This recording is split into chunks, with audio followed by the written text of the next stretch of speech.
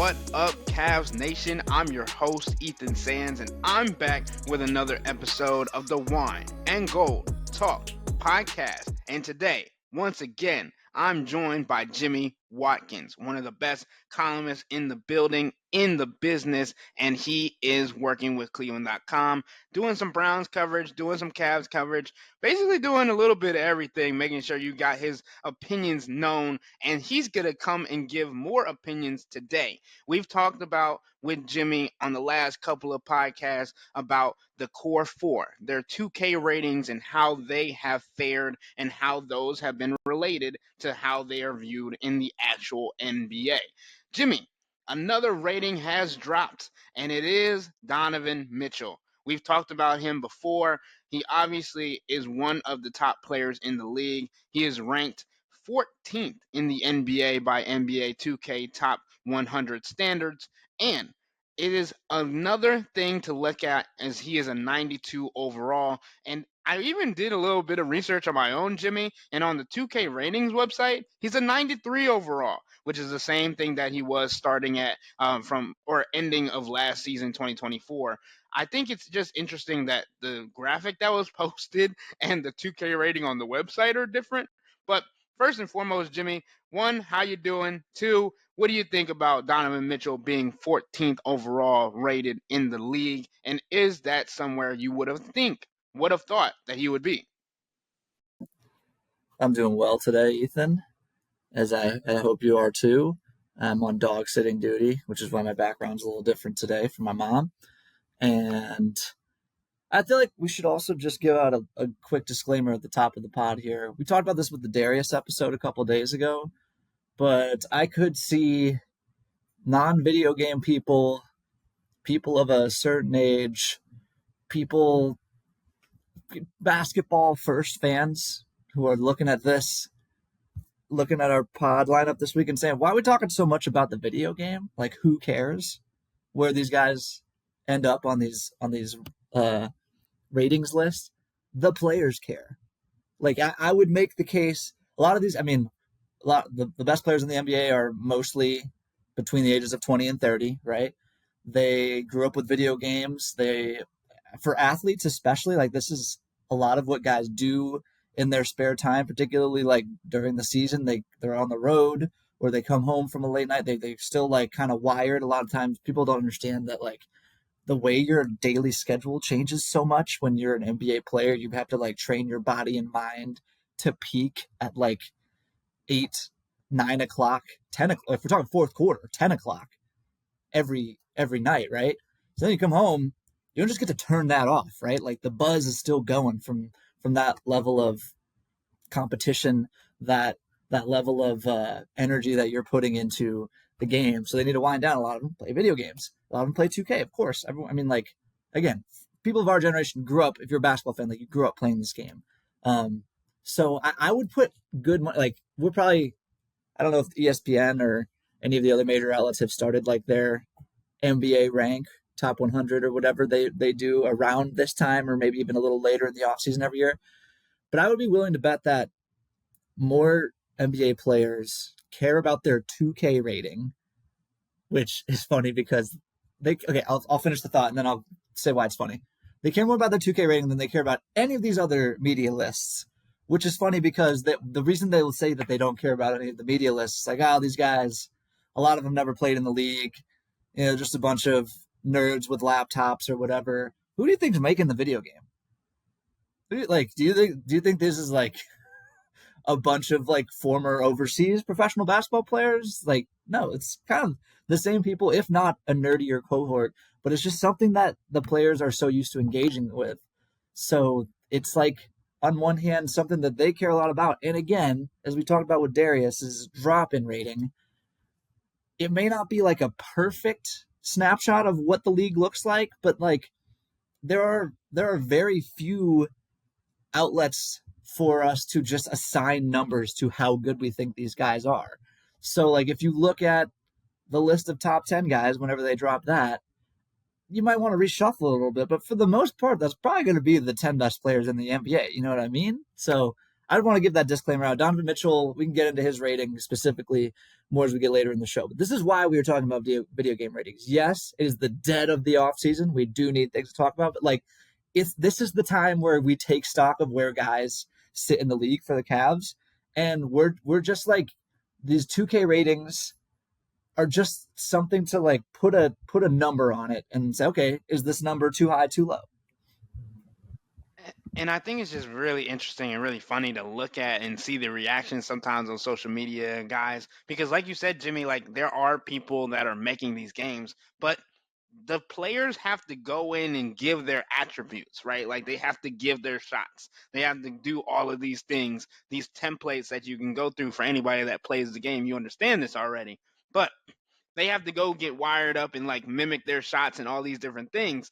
And some of them are gonna be like, all right, why do I look like this? Why do I why do I sound like this? Why is my attributes lower than how I feel like I actually play in the game? And sometimes that can motivate them to play better throughout the season because, as I mentioned on previous podcasts, there are times throughout the season where 2K can adjust these ratings. And I think that portion of looking at the NBA 2K25 system and their database and figuring out how they kind of orient everything was helpful for me because I was like, oh, there's dates where there's like checkpoints where they will upgrade or decrease or whatever depending on how the player is playing throughout the season. And like Jimmy's been saying, like these guys are playing the game. These like we are in the era of social media. We are in the era of streaming. We're in the era of podcasting. All these different things, and like being able to have different streams of income. Obviously, these guys make millions of dollars, but just like Bronny James is a guy who was known for playing video games online, right? Like, and there's others like him. That Ben Simmons is one. Carl Anthony Towns, some other games, I believe. Like, I don't Ben know. Simmons better start playing a lot of video games. I'll tell you that much. I think I he's don't know how playing much the longer we're wrong going to be able to games. pay him to play basketball. Yeah. I don't. I think That's he his plays future. more. Yeah, I think he plays more action games than basketball games. I think you're right, Jimmy. He's definitely got to play more Ben of the Simmons' 2K 2K. ratings, his 2K ratings are about to be as a designer, not a basketball player. Man, I mean, yeah, I mean, because I've seen videos before where guys are up late playing video games with other players like around the league, and I don't remember who it was at one point, but there was someone, and they were like, "Oh, why don't you have a game tomorrow? Why are you still up?" And he was like, "Oh, we're playing like the Hawks or something. Like I don't have to worry about them. Who they got, I don't have to worry about them." But um first and foremost, I wanted to talk a little bit about Donovan, what you think about him being the 14th ranked player in the 2K ratings, and if you would have had him in your top 15, because I talked with the subtexters a little bit, and I asked where they had him ranked. I had him top 20, top 15 would have been fine with me.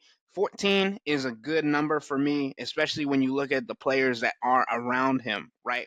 So from the 11 to 20 range, 11 starting with Anthony Edwards, 12 was Devin Booker, 13 Jalen Brunson, 14 Donovan Mitchell, 15 Jalen Brown, 16 Kyrie Irving, 17 Kawhi Leonard, 18 Victor Wembanyama, 19 Tyrese Halliburton, and 20 Ja Morant. What do you think about this list, Jimmy?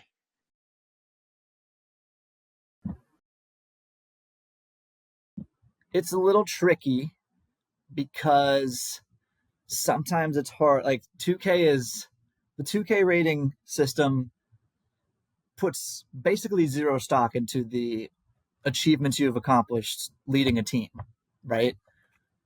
When we're ranking players on a real scale, this is probably the biggest difference. That I feel like that's one of the first thing that comes up, right? So you look at the people in Donovan's range, the people that are like someone like Jalen Brown, the Finals MVP is directly behind him. If I'm starting a franchise, I'm probably taking Donovan Mitchell over Jalen Brown. If for a bunch of reasons, but like I've seen Donovan Mitchell be the best player on a franchise, like by far the offensive engine. I have not seen that with Jalen Brown. That's not Jalen Brown's fault. That's just the circumstance that he was drafted into. He's in a great spot with Boston. But if I'm ranking NBA players right now, I'd probably put Jalen Brown over Donovan Mitchell. Jalen Brown again was just the Finals MVP. So that's where we get our wires crossed here a little bit. I feel the same about Donovan Mitchell versus Kyrie, who has, again, Kyrie as his own entity, as the guy that you're putting on the marquee first. Kind of mixed results with that one, but he has been a core piece, a 1B for two teams that went to the finals. Obviously, he did it 4 years in a row with the Cavs and won the championship. The Cavs hit the most important shot in franchise history, one of the most important shots in NBA history.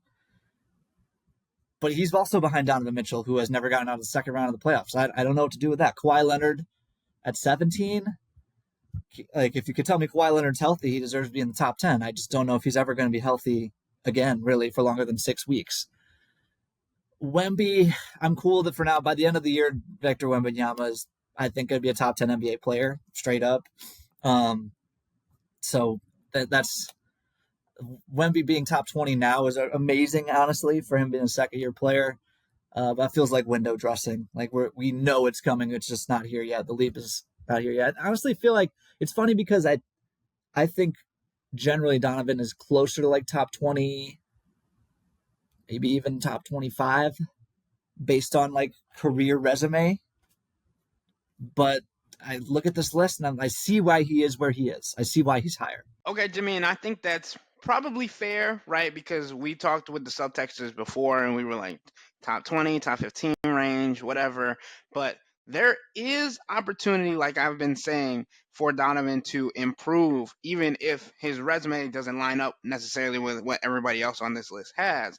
But if he plays to an MVP caliber like he did for a partial of last season again, even doing that maybe even for a longer stretch this coming season, I asked our subtexters today when the ratings dropped if they thought that Donovan Mitchell could be a top 10 player by the end of the 2024-25 season. And here are the responses. First and foremost, the first one was no, and he doesn't need to be for us to be victorious. We need Mobley to jump to top 25 and Garland top 40 and Allen to stay the same. Funny enough, we're going to get into Jarrett Allen's rating a little bit later. The next one from our subtexters was yes, injuries / load management / age of the players in the top 10. Of course, he has to be injury free and play 70 plus games. And team success plays into that. Playing Cavs to a 52-30 number 2 seed will get him more love than the 50-32 season as the 5th seed. That's from our guy Dave in Tucson. I think the 2nd seed is a little bit of a stretch as right now, but I think that is a good goal to have, right? And the last one that we've gotten so far is I think they need to go farther in the playoffs for him to be a top 10 player, right?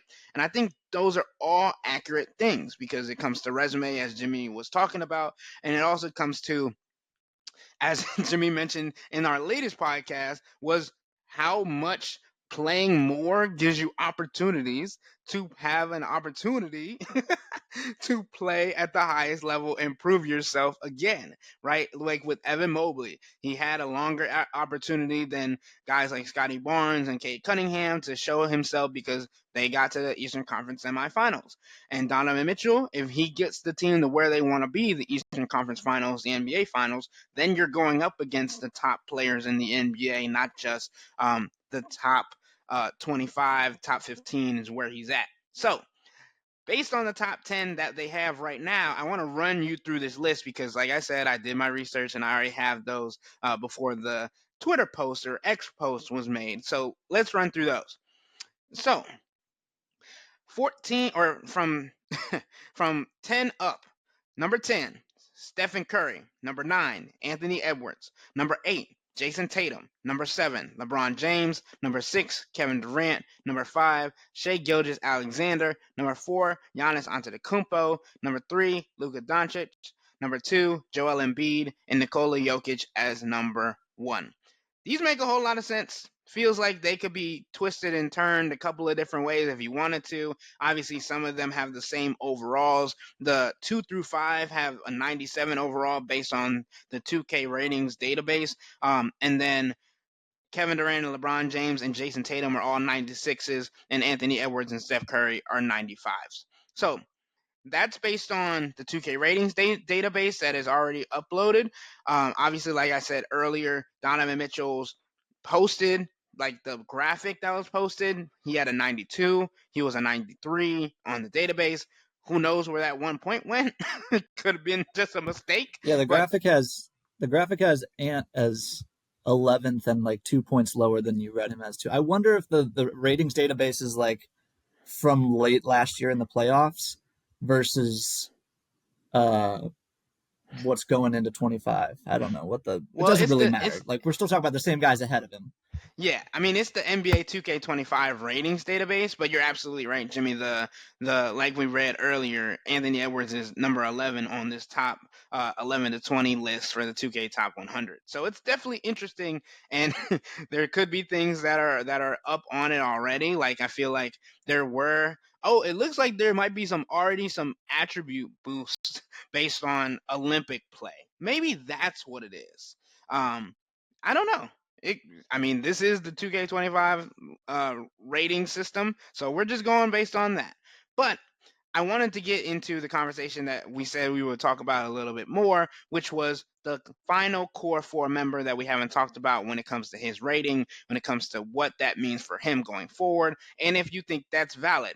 So, going back to Jarrett Allen. Jarrett Allen is in the 51 to 60 range. He is the 59th ranked player in the 2K Top 100. He's an 84 overall. I mean, Jimmy, the people around him have had kind of sporadic seasons as of late, right? So from 51 to 60, 51 being Rudy Gobert, 52 being Brad Beal, 53 being Chris Middleton, 54 being Mikal Bridges, 55 being OG Anunoby, 56 being Jalen Green, 57 being Fran VanVleet, 58 being James Harden, 59 being Jarrett Allen, and 60 being CJ McCollum. What do you think of this list and where Jarrett Allen fares? Frankly, I think it's really hard to compare Jared Allen to a lot of these guys because, like, a lot of the players on this list are ball handlers, perimeter players, perimeter defenders. Like, the only person I would really, I think, you could do a head-to-head comparison with is Rudy Gobert. In that regard, I mean, Rudy Gobert is a 4-time Defensive Player of the Year on a super duper max contract. He got traded for probably too many draft picks a couple of years ago, and I mean that's pretty good company for Jarrett Allen. Like I probably Rudy Gobert is an internet meme and an easy get dunked on fodder candidate for the internet, but he's still really like. I think I think the Cavs would, if it's just a 1-to-1 swap. Well, the contracts make it complicated. Assume if we're in a vacuum, Rudy Gobert is a center you'd rather have than Jarrett Allen, even if his offensive limitations are stark. I mean, the dude has bad hands. You can't throw him the ball at all and ask him to you can't make him a playmaker the way Jarrett Allen averaged a career high in assists last year. And Rudy Gobert is there's also the age factor where Jarrett Allen is still making these marginal improvements as he ages into his I don't want to say athletic prime. He's probably already in the middle of his athletic prime, but generally we say that athletes are peaking from 25 to 30 or so, right? Rudy Gobert's entered and exiting that window now. We know what Rudy Gobert is. His trajectory, he's still high if we're on the line graph, but he's on his way down, whereas Jarrett Allen is still ascending. Yeah, I mean Jarrett Allen versus CJ McCollum. What are we doing there? CJ McCollum is a dribbling jitterbug, and he's offense for CJ McCollum's an aging dribbling jitterbug. James Harden, former top 5 player in the world, now an aging sort of point guard version of James Harden. Jalen Green, OG, you see what I'm getting at here? A lot of these guys are secondary, tertiary playmakers for their team, and Jarrett Allen's a modern rim running center. So like you have to order the ratings in some way, but these are the hardest comparisons to make when we're ranking players, because these guys are just asked to do such different things for their teams. And I just think it's going to be interesting to think about what Jarrett Allen brings this next season, coming back from a fractured rib, pierced rib, and trying to figure out what his role is going to be. Is he teaching Evan Mobley to play the center while holding his position? Because, like we've talked about on this podcast before with Chris, Jarrett Allen signed an extension, but it made his contract very tradable, right? It made him a team friendly deal. It's a situation where it's like, oh, maybe he took a pay cut to help out the team and figure out if they're going to be able to stay underneath the aprons and all this other stuff. Or did he make it easier for himself and for the team to make a decision when it comes down to the trade deadline if they want to move in a different direction, if Evan Mobley does improve his offensive game and his defensive game stays the same to the point that he can be moved to the center position, or they find out that there is not enough positive influence from Jarrett and Evan on the court together, more so they're getting in each other's way potentially. That was a talking point last season, but I think this year is going to be the deciding factor. And I think that's a lot of things this season, right? Do you move Darius Garland? Do you move Jarrett Allen? Do you go and get a true small forward for Max Strus? Do you get rid of Karis LeVert? There are a lot of questions for this upcoming season that are going to be decided throughout the year, by the end of the year, all those different things. The one certain thing that they got based on this offseason is that Donovan Mitchell and Evan Mobley are signed extensions that have them here for a good minute. So how important do you think this year is for Jarrett Allen, not only for his trajectory with the Cavs, but also his standing around the NBA, Jimmy? I think, I mean, I thought last year was the most important year for the Cavs core four to cement their future as a group that's ready to win big. So I'm just going to roll that take over. Like, I think that unless the Cavs get markedly better postseason results this season than last, something's changing. I mean, I know that's a take that we all held after they lost to the Celtics last year, and it hasn't really worked out that way. But I'm still like, they can say all that. Honestly, it's staggering to me how many signals we have from the front office. Like Kobe Altman is saying, we don't plan to change this roster. Then he hands extensions, long-term extensions, down to 3 of the members, and Darius Garland's still under contract until what, like 26, 27? Something like that. Like he's here. They're in theory, like on paper, and if you listen to the quotes, it's like, yeah, this looks like their core going forward. I still don't believe that. I just don't. I think that they're like, specifically because of the 2 hard to fit partnerships that we have going on here, you have to, the Cavs have a higher burden for proving themselves as contenders than I think some other franchises have in their shoes, this core in particular. Like, okay, just think about franchise X having Don's 26, 27, a 26, 27 first, second team-ish All-NBA caliber player, a 22, 23-year-old in Evan Mobley, who has already cracked the Defensive Player of the Year ballot, and like we're upset that he's only averaging 15, 16 points per game and 3+ assists as a big man. Jarrett Allen is like kind of a perfect modern rim running center. 25-year-old guy. Okay, honestly, let's simplify it even further. 2K ratings. You have 4 top 75 players. Darius is 75th, right? 4 top 75 players, all of them 26 or younger. They've been together for 2 years. Last year was weird with injuries. I think most franchises are thinking with just that information, oh, we're good. Like, what else could we possibly need to do except develop this talent? You dig a little deeper, the details, the devil's in the details, as they say, and the details are that, like, I don't know that Evan Mobley can ever reach the ceiling that we project for him if he's playing next to Jarrett Allen. It's at worst, it's a much more complicated development project with that being the case. the defense works. We know that, but the offense has been shaky in the playoffs every year, both years. And like, what's the high offensive watermark? When they were winning series, when they won a series, it was a rock fight. And as you go deeper in the playoffs, you got to be elite on both ends. The details with Donovan and Darius, like how many times have we hashed this? Like it's two small guards around. Like, can we name what's the precedent for your two leading scorers? I can't believe I haven't basketball referenced this yet. Think about it off the top of your head though. Two guys that lead your team in scoring, both shorter than 6'1", and you win the championship. Anybody? Not 6. I mean, 6'1", 6'3", whatever. They're smallish guards.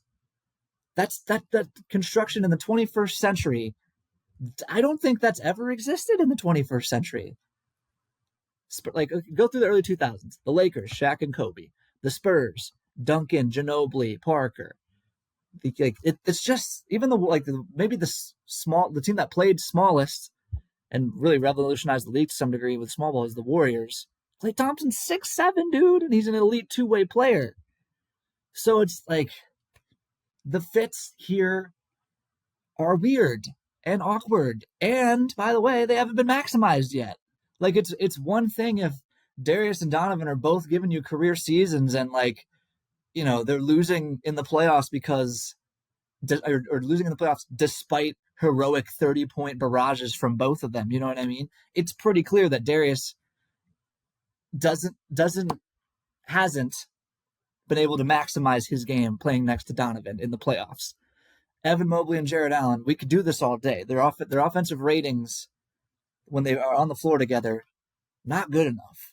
So the Cavs are just in a really unique position where the talent level is great, particularly for a small market team to have this level of talent locked in as long as it does on second contracts for all of them.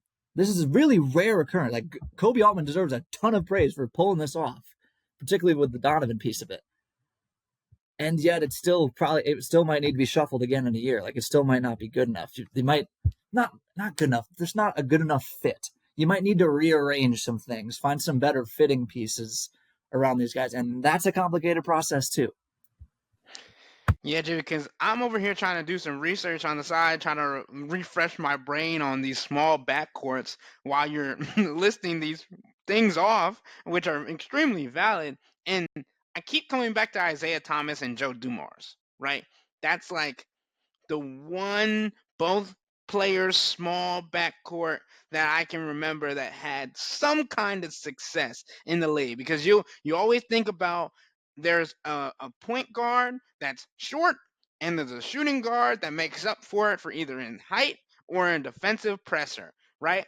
And like you look at some of the top 10 like backcourts of all time, Chauncey Billups and Richard Hamilton. Chauncey's 6'3", Rich is 6'6", right? You think about Bob Cousy and Sam Jones, right? Those two guys, Bob Cousy was a little bit shorter, Sam Jones a little bit taller. Then you got Kobe and Derek Fisher. Fisher a little bit shorter. Kobe obviously 6'6". Then you got players like Walt Frazier and Earl Monroe. Like there's I mean, we're the talking, list goes. but also like these are good. Like, okay, Isaiah and Joe Dumars are a good call out, but like multiple, like Walt and Clyde, same thing. We're talking about grainy basketball footage right now. Like basketball, as much as it has changed over particularly the last 10, 15 years, tall dudes still win. Like that's just a fundamental truth about the game, which is funny for the Cavs because they have two really good tall dudes. But like, I'm not sure they work together, or I'm not sure they maximize each other. There's obviously a redundancy there with Jarrett and Evan Mobley, and we're waiting on. I guess it's possible that Jarrett could be the guy that diversifies his game to the point where that's no longer the case. But again, like, look at where they are on their development curves. Evan's really young, so you can hope and project more upon him, whereas Jarrett Allen has carved a very good role for himself as a rim running center. Like, he's the perfect modern big. He's a little short for centers, but like, what else do you ask? Like, he's a great rim protector. He rebounds. He runs the floor. He's one of the fastest centers in the league. He can play make in the short roll. He does so many. He's a decent free throw shooter for a center. Like, he does so many good things. It just so happens that, like, Evan Mobley can also do a lot of that stuff, and we want him to do a little bit more. And I'm not sure he's going to be able to explore his full skill set if you're standing right next to him. It's really interesting.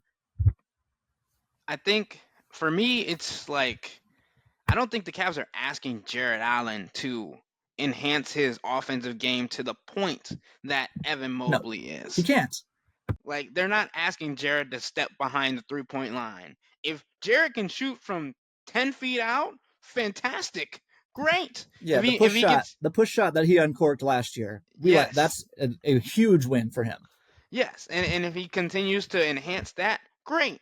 But if you're able to be a lob threat, if you're able to hold down the paint, if you're able to just step a little bit outside of the painted area to make more of a runway for guys like Darius Garland and Donovan Mitchell to get downhill, that's helpful too, right? It doesn't have to be like you're always shooting from 3-point range. We've lost the art of the midi, right? We had that with Carmelo Anthony, Tracy McGrady, those guys who were live and die by the mid-range jump shot. But now it's like if you're not shooting threes, you're not really honing in on the mid-range shot. You're just getting to the basket, right? But the other thing, you mentioned how good Jarrett Allen is as a center. When it comes to the 2K stuff, because we've been talking about that a lot, Jarrett Allen is the 10th best center in the game, right? Because you got guys ahead of him or immediately ahead of him, Rudy Gobert, Alperen Sengun, Chet Holmgren, Bam Adebayo, Domantas Sabonis, Victor Wembanyama, Anthony Davis, Joel Embiid, and Nikola Jokic, right? But the players behind him are like Myles Turner, DeAndre Ayton, and Jonas Valanciunas. So there's a wide gap there, right? I'm taking Jarrett over all the guys that are Uh, behind him. I like Myles Turner, man. I don't know. Myles Turner is like if Jarrett Allen could shoot threes, I hear kind of, you. I hear you. a little And bit. Miles is the 11th best player on this list, so it makes sense that he's right there. Also, too, But I meant to bring this up earlier. It's funny that he's the 10th ranked center in the game because he has the 10th most expensive contract on an average annual value, too. So, like, I think going forward, it probably will look as the caps situation evolves for the league, and contracts are just going to get more expensive because the TV deal they just signed is going to balloon the salary cap a little bit every year. But it's kind of like he kind of got paid market rate for what he deserves right now, if we're to believe these 2K ratings. That's interesting. my favorite thing about Jared Allen is that there's been so much confusion over whether or not he's 7 foot or if he's 6'9". Like I remember like all the I mean, Cavs are we stuff. counting the fro?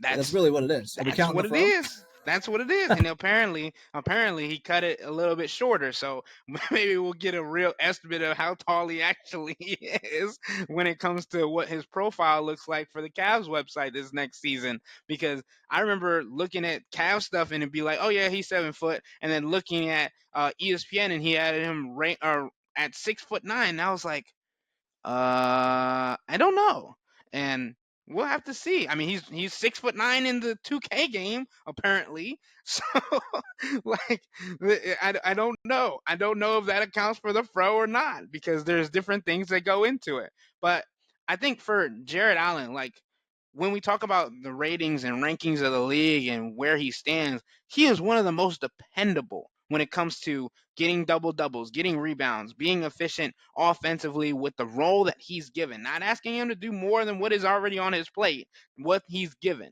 Like JB Bickerstaff, who was no longer the coach of the Cavs, literally said before the playoffs that he could sleep fine because he knew he had Jared Allen in the lineup, right? That is a dependability, a comfortability that you need from somebody that is considered a role player, considered an anchor of the defense, obviously, but he's not one of the more important players. But he became that, right? Jared Allen was during the playoffs, if not, or at the end of the season too, if not the best, one of the second best player with him and Donovan, most importance when it came to the Cavs team. So I just think it's really hard to quantify what Jarrett Allen brings to this particular Cavs team, not only when it comes to the defensive and helping out Evan Mobley and learning that center position, but also when things are not going right for Darius, Donovan, and Evan Mobley, the team turned to Jarrett and he was like, okay, get on my back. Let's go. Let's move on. Like, it was never a question of will Jarrett Allen be able to step up? It's how much is he going to have to? So, what do you think for this lineup for the Cavs of how much they need to ask of Jarrett Allen, or did they ask too much of Jarrett in certain times last season, Jimmy? I mean, they're never asking a ton of him, right? Like they're never saying, "Here's the ball, Jarrett, go do something." Like he's setting screens, he's rolling, then he's getting the ball, and it's a this it's a simplified, especially if Donovan and Darius are getting trapped. It's a pretty simple game at that point. It's like, okay, if there's two on the ball, now you have a you have a 4-on-3 behind the ball.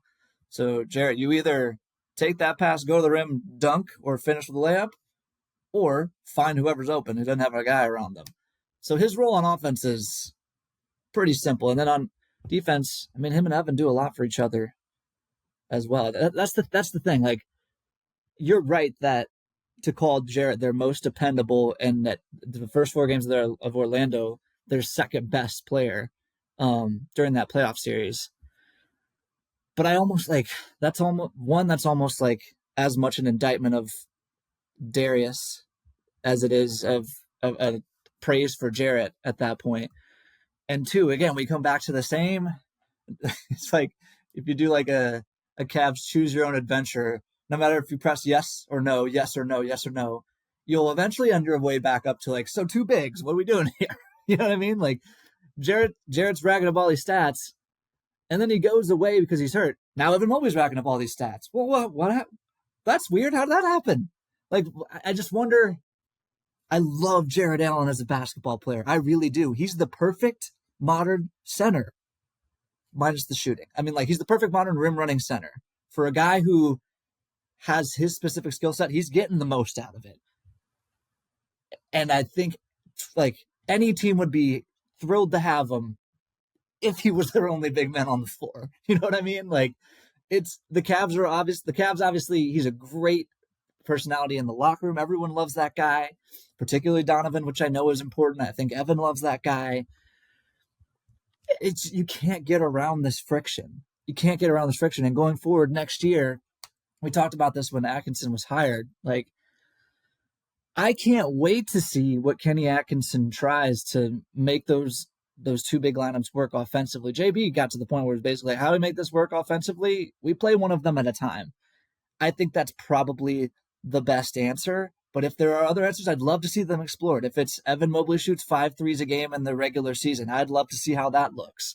But it may just be that, yeah, we stagger them, which is cool. Like, then you always have at least one elite rim protector on the court at all times, sometimes 2. The question becomes, can you close with both of them?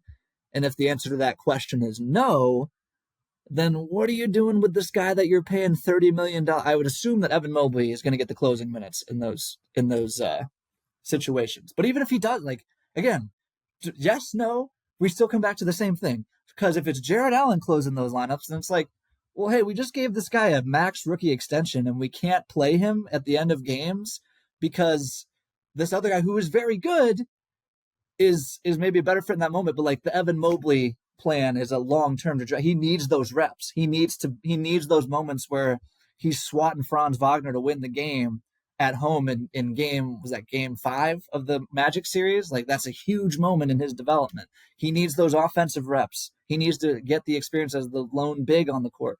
Or if it's Evan who gets those minutes at the end of games, well, now we got this $30 million dude who can't close games for it. Like, it's inescapable. That question will always persist and always rub unless the Cavs defense is just so freaking dominant that they can win a championship on that with, I mean, it's been a basement playoff offense the last 2 years for the most part. Or the Donovan Darius thing gets figured out in a way that we have not seen yet. Or Evan Mobley starts shooting threes. We're like, if. That's what it comes down to. That's what it comes down to with that pairing. And unfortunately, I hate this for Jarrett Allen. I really do. He's great. Jarrett Allen's great. Great dude. Great to deal with the media. Really good basketball player. Cares about the right things. He's just in a weird spot. I agree.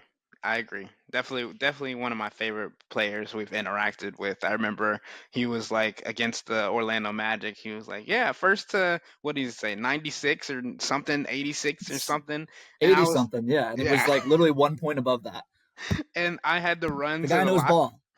Yeah, and I had to run to the locker room while he was talking to the media because I was talking to somebody else and he was talking to the entire group and he was walking out and he was like, "I was looking for you. It was 86 to 80."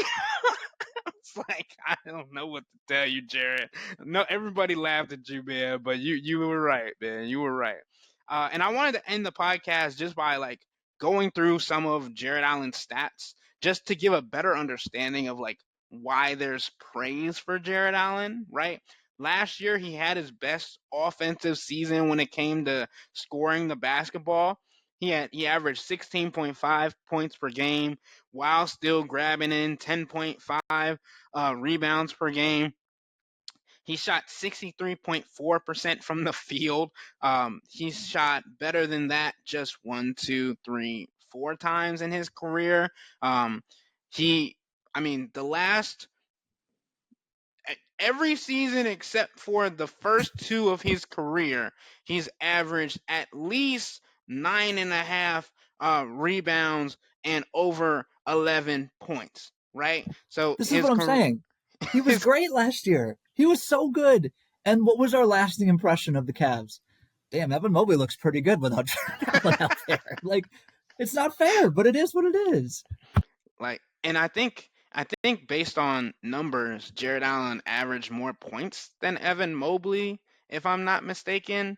Um, Yeah, because Evan had 15.7. So Jarrett had more points than Evan, and even more rebounds because we know that Evan had 9.4 to Jarrett's 10.7 or 10.5. So I just think like we're not comparing the two to say that they aren't both good players. It's whether or not they can work together. Here we go again, Jimmy. The circle of Evan and Jarrett Allen. We're bringing it back, but like Jared Allen over the last couple of years has been one of the most dominant centers when it comes to his role, when it comes to playing for his team. He's averaged under under 60% again in just the first 2 seasons of his career from the field. Everything else is 60% and above, and almost everything else is like 63 and above. So I think it's just trying to figure out where he can fit. Can Kenny Atkinson make this work? And does Jared Allen get a bigger or smaller role because they lean on more of an offensive minded game? I think it's going to be a really interesting thing to see this coming year and whether or not this is going to be potentially the last year of Jared Allen in a Cavs uniform or if he shows that the extension is going to get played out. But that's something we have to wait and see. I don't know. I don't know yet. But with all that being said, that'll wrap up today's episode of the Wine and Gold Talk podcast. But remember to become a Cavs Insider and interact with Chris, me, and Jimmy by subscribing to Subtext. Sign up for a 14-day free trial or visit cleveland.com/Cavs and click on the blue bar at the top of the page. If you don't like it, that's fine. All you have to do is text the word STOP. It's easy, but we can tell you that the people who sign up stick around because this is the best way to get insider coverage on the Cavs from me and Chris and Jimmy. This isn't just our podcast, it's your podcast. And the only way to have your voice heard is through Subtext. Y'all be safe. We out.